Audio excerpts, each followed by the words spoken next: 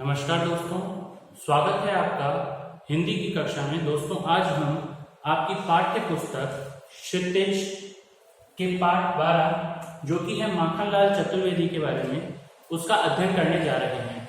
दोस्तों, माखनलाल चतुर्वेदी हिंदी साहित्य के बहुत ही जाने माने कवि हुए हैं, जिन्होंने अनेकों काव्यों की रचना की है और उनकी काव्य शैली जीवन से जुड़ी हुई और जीवन से जुड़े हुए जो स्वाभाविक और मौलिक शब्द हैं उनका उन्होंने अपने काव्य लेखन में प्रयोग किया है।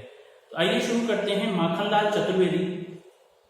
माखनलाल चतुर्वेदी का जन्म मध्य प्रदेश के होशंगाबाद जिले के बाबई गांव में सन 1889 में 1889 में इनका जो जन्म हुआ।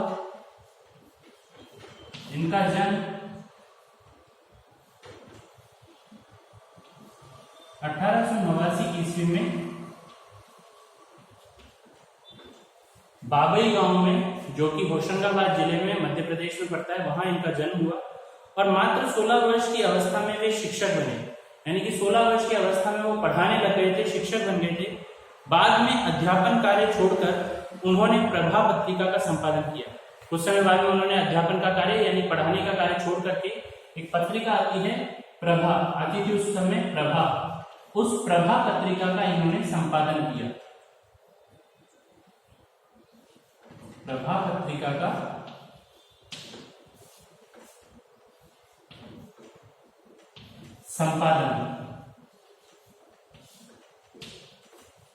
संपादन क्या होता है कि उन्हीं के देखरेख में वो पत्रिका लिखी जाने लगी। उसमें कोई भी त्रुटि होती थी या कोई भी लेख छपता था तो उसकी पूरी निगरानी उनके द्वारा की जाती थी। वे देशभक्त कवि एवं प्रखर पत्रकार थे। कवि होने के साथ में वो देशभक्त भी थे, देश के प्रति अनन्य स्नेह था और पत्रकार भी थे। उन्होंने कर्मवीर और प्रताप का भी संपादन किया है। इसके अलावा 2 पत्र थे, कर्मवीर तथा प्रताप।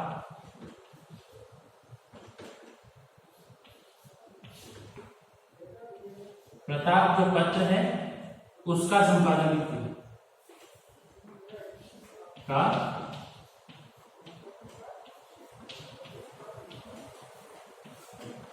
इनके द्वारा प्रताप पत्र का भी संपादन किया गया।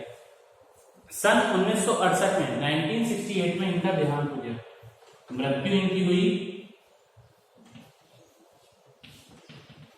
1968 अर्थात 1968 ईस्वी में इनका देहांत हो गया। हिम किरीटनी, साहित्य देवता, हिम तरंगिनी, वेणु लो गूंजे धरा उनकी प्रमुख कृतियां थी। ये इनकी प्रमुख काव्य रचनाएं थी जो इन्होंने लिखी। इन्हें पद्म भूषण एवं साहित्य अकादमी पुरस्कार से भी सम्मानित किया गया। जो पद्म भूषण पुरस्कार है और साहित्य अकादमी पुरस्कार है वो भी इन्हें प्राप्त हुआ है। माखनलाल चतुर्वेदी की रचनाएं राष्ट्रीय भावना से युक्त हैं। इनकी जो रचनाएं होती थी वो राष्ट्रीय भावना, राष्ट्रीय प्रेम से युक्त होती थी, उससे जुड़ी हुई होती थी। यानी कि इनकी कविताओं में राष्ट्र प्रेम और राष्ट्र के प्रति एकता, राष्ट्र की एकता और राष्ट्र के प्रति सम्मान की भावनाओं से इनकी कविताएं जुड़ी हुई, रचनाएं युक्त होती थी।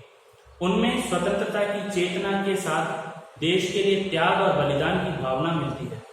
इसलिए उन्हें एक भारतीय आत्मा कहा जाता है। यानी कि माखनलाल चतुर्वेदी की कविताओं में भारत के प्रति अनन्य प्रेम दर्शाया जाता है, राष्ट्रीय प्रेम और राष्ट्रीय एकता दर्शाई जाती है। इसलिए इन्हें एक भारतीय आत्मा भी कहा जाता है। इस उपनाम से उन्होंने कविताएं भी लिखी हैं। ये जो उन्हें उपनाम प्राप्त हुआ एक भारतीय आत्मा, इस नाम से भी उन्होंने कविताएं लिखी हैं। वे एक कवि कार्यकर्ता थे और स्वाधीनता आंदोलन के दौरान कई बार जेल भी गए, क्योंकि राष्ट्र प्रेम की भावना दर्शा रहे थे और उस समय भारत पर अंग्रेजों का शासन था, जिसके कारण इन्हें कई बार जेल भी जाना पड़ा। उन्होंने भक्ति, प्रेम और प्रकृति संबंधी कविताएं लिखी हैं। भक्ति, चाहे देशभक्ति हो चाहे ईश्वर भक्ति हो, उससे जुड़ी हुई, प्रेम से जुड़ी हुई और प्रकृति से संबंधित कविताएं भी लिखी हैं।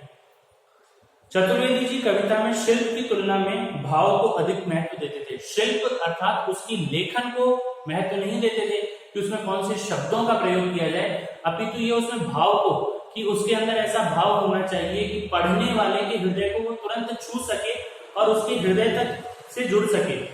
उन्होंने परंपरागत छंदबद्धता रचना के अनुकूल शब्दों का भी प्रयोग किया है। छंदबद्धता, लयबद्धता, जिसे आप अंग्रेजी भाषा में रिदम कहते हैं, हिंदी भाषा में, उर्दू भाषा में उसके लिए दूसरा शब्द प्रयोग लिया जाता है, तुकबंदी भी काम में लिया जाता है कि किस पंक्ति में कितने शब्दों का प्रयोग किया जाएगा, अंतिम वर्ण क्या होगा, उनके साथ इनका भी इन्होंने अपनी कविताओं में विशेष ध्यान दिया है। जो हमारी कविता है पाठ्य पुस्तक में इनके द्वारा लिखी गई वो है कैदी और कोकिला। कोकिला अर्थात कोयल, उसके बारे में इन्होंने लिखा है, ब्रितानी उपनिवेशवाद के शोषण तंत्र का बारीक विश्लेषण करती कैदी और कोकिला कविता बहुत लोकप्रिय रही है। ब्रितानी अर्थात ब्रिटिश उपनिवेशवाद, यानी कि हम भारतीय एक ब्रिटिश उपनिवेशवाद के रूप में थे, उपनिवेश के रूप में थे, जहां से ब्रिटिश सरकार यहाँ के सारे माल को ले जाकर के, कच्चे माल को ले जाकर के ब्रिटेन में भेज देती थी और वहां से महंगा माल बना करके भारत में लाके बेचा करती थी। तो ब्रिटेन जो है, ब्रिटेन का उपनिवेश था भारत, और यहाँ के शोषण तंत्र, यहाँ के लोगों के ऊपर अत्याचार करना, उन्हें यहाँ के व्यापारियों पे अत्याचार करना, उसका बारीक विश्लेषण करती है ये कैदी और कोकिला कविता, जो कि बहुत लोकप्रिय रही है। यह कविता भारतीय स्वाधीनता सेनानियों के साथ जेल में किए गए दुर्व्यवहारों की और यातनाओं का मार्मिक साक्ष्य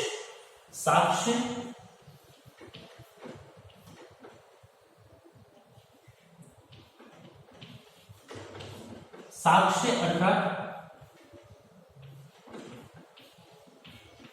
गवाह या सबूत, और मार्मिक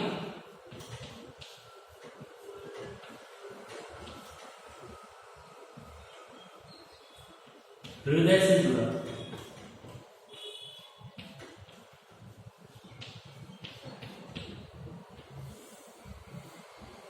हृदय से जुड़ा सबूत प्रस्तुत करती है कि उस वक्त जेल में भारतीय स्वतंत्रता सेनानी जो थे, स्वतंत्रता प्राप्ति के जो व्यक्ति थे, क्रांतिकारी थे, उनके साथ अंग्रेजी सरकार जेल में कैसा व्यवहार करती थी, उसका इसमें वर्णन, सबूत प्रस्तुत किए गए हैं। कवि जेल में एकाकी और उदास है। कोकिला से अपने मन का दुख, असंतोष और ब्रितानी शासन के प्रति अपने आक्रोश को व्यक्त करते हुए वह कहता है कि यह समय मधुर गीत गाने का नहीं बल्कि मुक्ति का गीत सुनाने का है। कवि जेल में बंद है और वहां पे एक कोयल बाहर आती है, तो वह उनसे चर्चा कर रहे हैं अपने दुख की और ब्रिटिश सरकार की जो अत्याचार है उनकी चर्चा कर रहे हैं, और साथ ही उसे ये कह रहे हैं कि तुम जो मधुर गीत गा रही हो वो गाने का भी समय नहीं है, अभी तो मुक्ति के गीत गाने का, यानी कि देश को स्वतंत्र कराने का गीत गाने का समय है। कवि को लगता है कि कोयल भी पूरे देश को एक कारागार के रूप में देखने लगी है, इसीलिए अर्धरात्रि में चीख उठी है। कवि जो कि एक कोयल से चर्चा कर रहे हैं और कोयल और कैदी को आधार मानकर उन्होंने जो कविता लिखी है उसमें वो बता रहे हैं कि शायद कोयल को भी ये लगता है, कोकिल अर्थात कोयल को भी ये लगता है कि ये पूरा भारत एक कारागार के रूप में है, एक जेल के रूप में है, और इसी कारण से वह अर्धरात्रि को, आधी रात को चीख उठी है, चिल्ला उठी है। तो इसी भावना को आगे हम इस कविता में पढ़ेंगे। आज के लिए इतना ही, अगले भाग में हम फिर मिलेंगे आपकी गृह कार्य के रूप में। आपका गृह कार्य है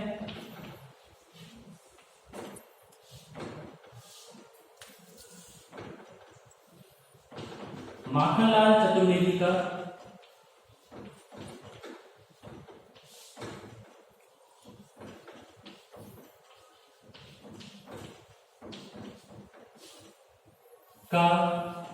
जीवन परिचय।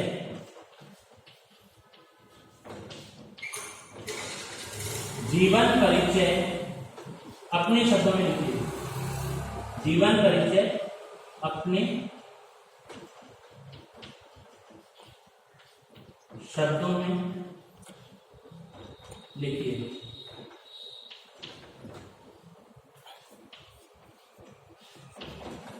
माखनलाल चतुर्वेदी का जो जीवन परिचय है वो आपको अपने शब्दों में लिखना है। ठीक है दोस्तों, आज के लिए इतना ही, अगले भाग में फिर मिलेंगे माखनलाल चतुर्वेदी द्वारा रचित कविता कैदी और कोकिला को लेकर के। तब तक के लिए